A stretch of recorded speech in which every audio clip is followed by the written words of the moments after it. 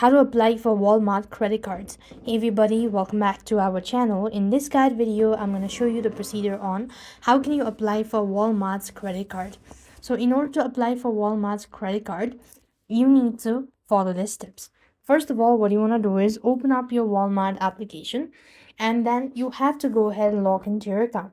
Alright, once you're logged into your Walmart account, here you want to go ahead and find for the apply link or look for and click on the get started button.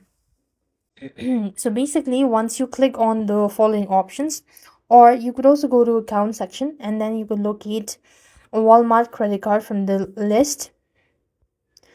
So if you can locate Walmart credit card, you could just go and click on Walmart cash, or maybe you could do is open up browser, type in Walmart credit card.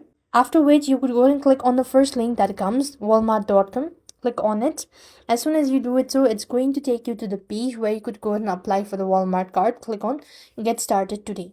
Now what you need is you could just click on see if I pre-qualify and accordingly follow the on-screen prompt to apply for the Walmart credit card, and that's how you should be able to apply for the Walmart credit card.